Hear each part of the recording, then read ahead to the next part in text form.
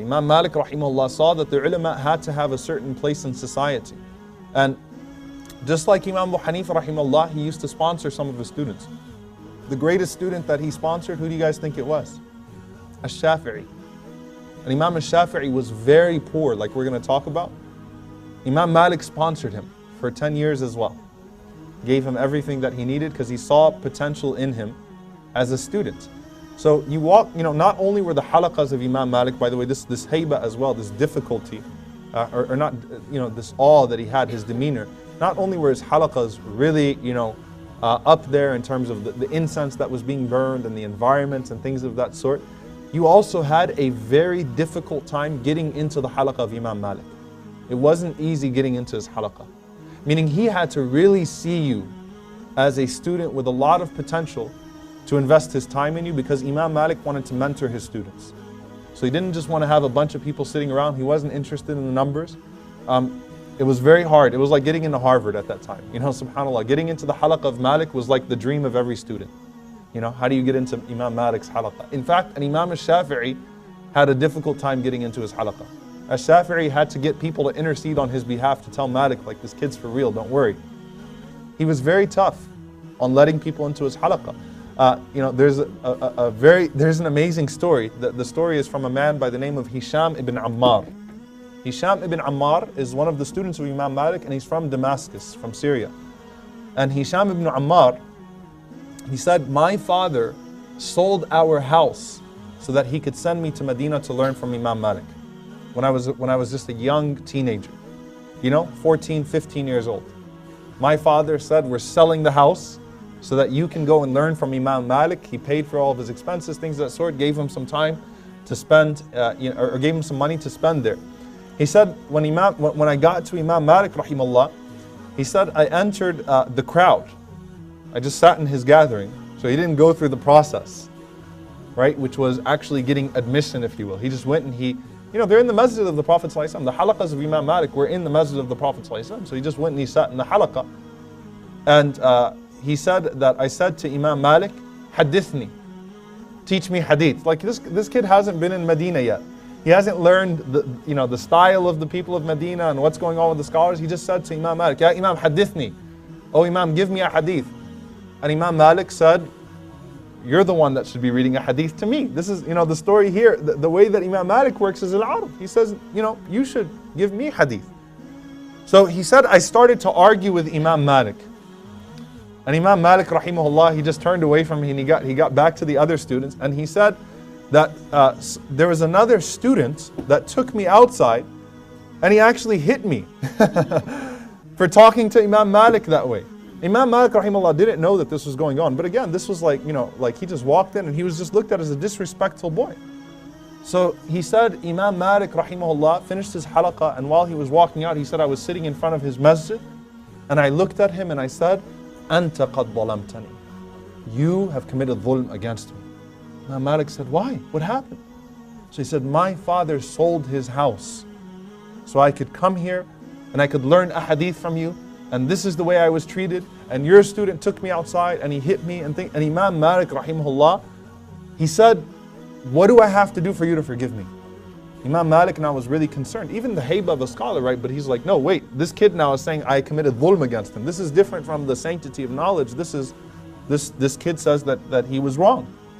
So he said, what do I have to do to expiate? What's the kafara? What do I have to do to seek your forgiveness? Imam Malik now is panicking. The kid said, I want to learn a hadith. Hisham ibn Ammar said, I want a hadith for every time I was hit. Imam Malik said, how many times did the other guy hit you? He said 15 times. So Imam Malik rahimahullah gave him 15 ahadith. Then at the end of it, Imam Malik rahimahullah said, Radit, are you pleased? Like, are we done now? Am I forgiven, for what just happened outside? So Hisham ibn Ammar responded to him, Zid min al-darab wa zid fil hadith. Tell that guy to come hit me again and give me some more hadith. So he said, Imam Malik rahimahullah laughed. And he said that was the only time I ever saw him laugh in my life. Right? Imam Malik laughed at that because he was serious. He was like, go call that guy again. If this is what it takes to learn a hadith, go call the guy, let him beat me up a little bit more and come teach me a hadith again. And he said from that day on, he was entered into the majlis of Imam Malik rahimahullah, and he became a student of Imam Malik rahimahullah ta'ala. And Imam Malik, by the way, had this dignity, not just, it's not, and I'll show you why it's not arrogance or pride, by the way, when we get to some of the manifestations of his own humility. This is just the izzah that he has for the religion. That the Khalifa of that time, and Imam Malik rahimahullah lived through multiple khulafa. Imam Malik rahimahullah was born into the Umayyad period, just like Imam Abu Hanifa rahimahullah, and he witnessed the Abbasi rule.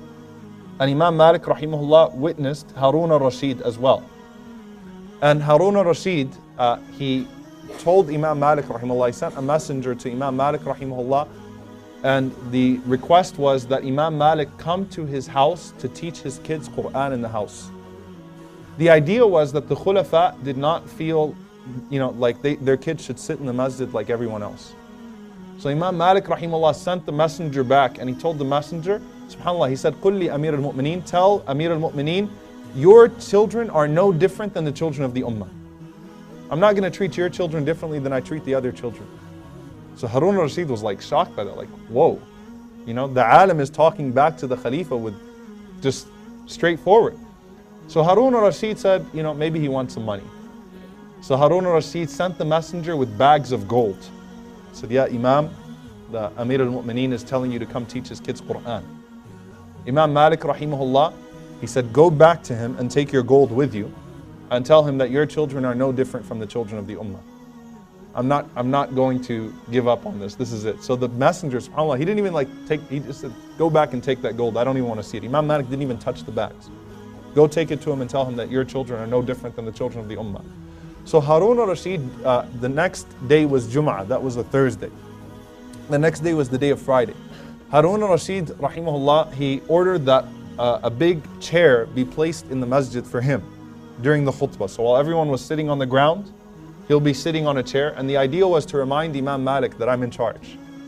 This was a practice, by the way, that came from the Umayyad period. After Muawiyah, sometime after Yazid, there was a time where the Khalifa would sit on a chair while everyone else sat on the floor. Then Umar bin Abdul Aziz did away with that chair. So Imam Malik rahimahullah ta'ala, he walks into the masjid and Harun al-Rashid is sitting on that chair. It hasn't been there for 40 years or so.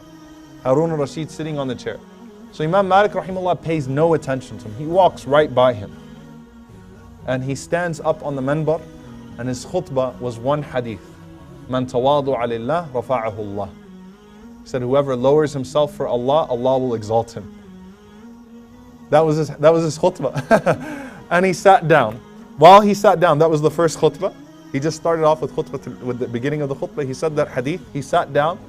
Harun al-Rashid was humiliated. Harun al-Rashid, he started to cry. He got down from the chair and he told his guards, throw it out of the masjid. Imam Malik did not even stand up to complete his khutbah, to do the second khutbah, until the chair was out of the masjid. Like, this is not how we're going to deal with knowledge. And subhanAllah, Imam Malik set a precedence. All of the khulafa from that day on, if they wanted their children to learn, they had to send them to the masjid. Right? And this was a policy of his, that even the children of the khulafa would come and sit in the masjid and they would learn from Imam Malik rahimahullah ta'ala.